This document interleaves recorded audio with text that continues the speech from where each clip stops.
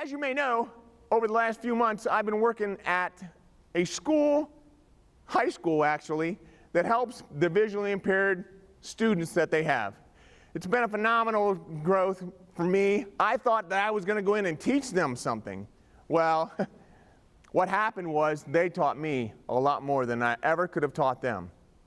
You know, we have several sessions that we have. The program that I'm involved with, it's all about helping them to prepare for life after school.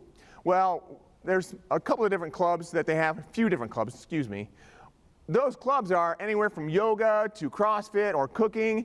And then there's my favorite club of all, the knitting club. The knitting club, yeah, I hear some laughter. I'm a knitter. I had no idea I would be, but I'm a knitter. Yeah. Anyway, so the first night of the knitting club, we go to Jo-Ann Fabrics. By a show of hands, who here has been at Jo-Ann's? Wow. I've never been there. We pulled in, and we're getting ready to go in the store. We had taken a field trip, so there was 10 of these visually impaired students, 2 leaders and myself, because I was the program coordinator, and we walk into the store, and we're in the front right corner of the store, and lo and behold, the knitting supplies are in the back left corner of the store. So of course, we had to weave our way through the store in order to get to the knitting supplies.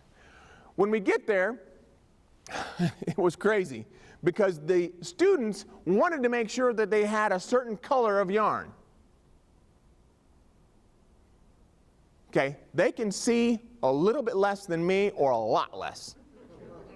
Why would they want a certain color of yarn? Because they want to be able to knit something for their mom or their dad. They want to be able to knit a scarf. It might not end up being a scarf. It may just be a hot pad. But it's something that they can have and they can make for their parents. Well, the club leaders, they were all about making sure we had the thickest yarn possible, and then they wanted to make sure that we had the largest needles we could, and they even had this modified loom. This modified loom, it kind of looks like the 4 fingers on my hand here. That was class number 2, where we went in and we started to have this situation where we were starting to begin to use that modified loom or the needles. But I thought about how, or we all thought about how important the yarn represents our lives. That long piece of yarn, it represents our lives.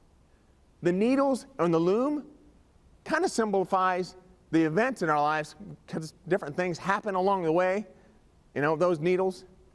And then there's the knots or the loops, the stitches. That represents what we make of our lives. Well, like night number 2, we've got the loom out. My friend here, he's working on his stitch, and he just can't seem to get it. And as we're going through this, it's really hard for him to understand how he can do this. And then finally we got to the point where he had done it. He had taken this one loop, one yarn over top, and he had made a loop. Just then, in the back left corner of the room, someone said, "He did it! He made a loop! He made a loopy!" And then over here, "Loopy!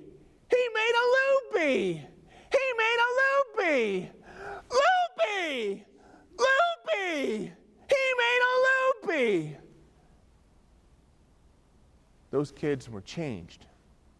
Not just him, but they all were changed because of that one loop. That one loop signified a scarf. That one loop signified what they had made of their life that day.